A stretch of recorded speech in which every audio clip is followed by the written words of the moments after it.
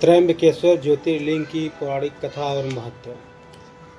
त्रयंबकेश्वर ज्योतिर्लिंग महाराष्ट्र के नासिक जिले में गोदावरी नदी के तट पर स्थित है। यह भगवान शिव के 12 प्रमुख ज्योतिर्लिंगों में से एक है और इसका अत्यंत पावन धार्मिक महत्व है। पौराणिक मान्यताओं के अनुसार यह एक बार गौतम ऋषि अपने आश्रम में तपस्या कर रहे थे। एक बार अकाल के समय उन्होंने भगवान शिव की कठोर तपस्या की और वरदान स्वरूप उन्हें वर्षा प्राप्त हुई। इससे उनके आश्रम में अन्न जल की कोई कमी नहीं रही। अन्य ऋषियों के शिष्य ईर्ष्यावश गौतम ऋषि पर झूठा आरोप लगाते हैं कि उन्होंने एक गाय की हत्या की है। इस दोष से मुक्ति के लिए गौतम ऋषि ने फिर शिवाजी की घोर तपस्या की।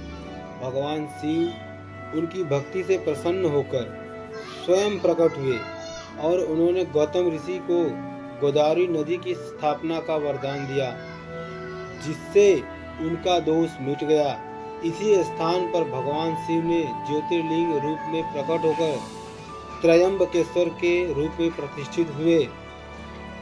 त्रिदेव स्वरूप इस ज्योतिर्लिंग की सबसे विशेष बात यह है कि इसमें ब्रह्मा, विष्णु और महेश तीनों के प्रतीक एक साथ लिंग में स्थित हैं। यह शिवलिंग त्रिमूर्ति लिंग कहा जाता है, इसलिए इनका नाम त्रयंबकेश्वर है। जैसा कि त्रय यानी 3, केश्वर में भगवान।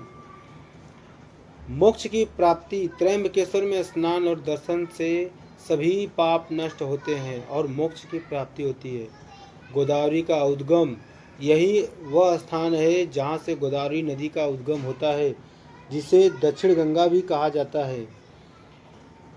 काल सर्प दोष निवारण। यहाँ पर विशेष रूप से काल सर्प दोष और नारायण नागबली पूजा कराई जाती है, जिसे करने से पितृदोष और ग्रह दोष से मुक्ति मिलती है।